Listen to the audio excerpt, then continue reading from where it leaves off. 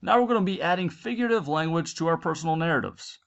Now we can't just add it anywhere, but we need to correctly use it in context, which means put it in the places that makes most sense. You're going to be looking to add at least 4 figurative languages throughout your personal narrative. Now let's see how it was done with this. Now I'll show you how it was done with the example writing. Now I'll show you how it was done with the example personal narrative. Now I'll show you how it was done with the example personal narrative.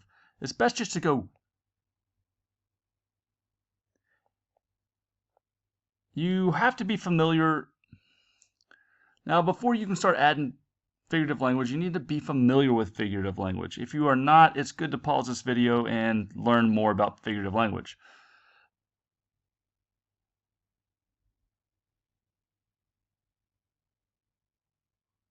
Now, before you can add figurative language to a story, you need to know what figurative language is. If you don't know what figurative language is, you best pause this video and find out about figurative language before you continue on. But if you're ready to go on, I'll show you exactly how I did it. I went paragraph through paragraph and thought about where does it make most sense to add figurative language. Let's look at the first paragraph.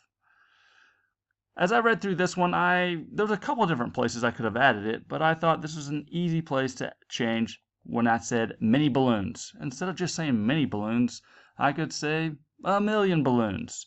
There's not really 1,000,000 balloons. This is figurative language. And this one in particular is called a hyperbole, which means an exaggeration. You're saying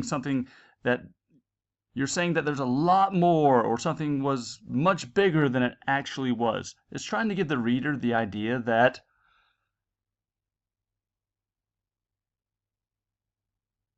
there was a lot of balloons in this place. So that's all that it does, and this is called a hyperbole. Next, as I was reading my second paragraph, I saw that I described a feeling, a little shy. I thought I could give a little more color to that in using figurative language. Therefore, I chose to use a simile here. As shy as a baby deer. Oh, look at that deer. And this is called a simile. Anytime you use like or as a comparison to something, it's going to be a simile. So,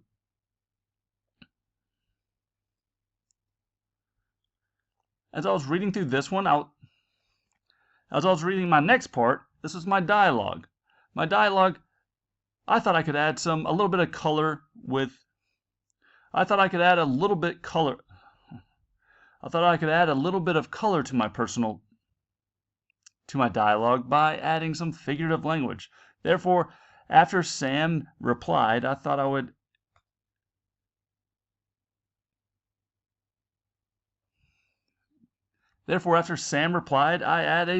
added a simile.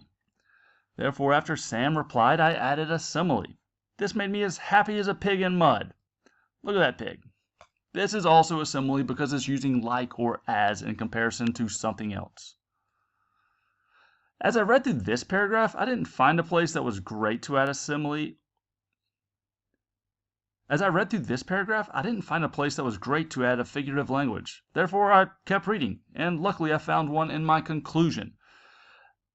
I described a taste, and that's a great place to add figurative language when you're talking about a taste. So instead of just using great, which is kind of boring, honestly, I decided to add, it tasted like it came from heaven, which I thought sounded a lot more powerful and was honest, too.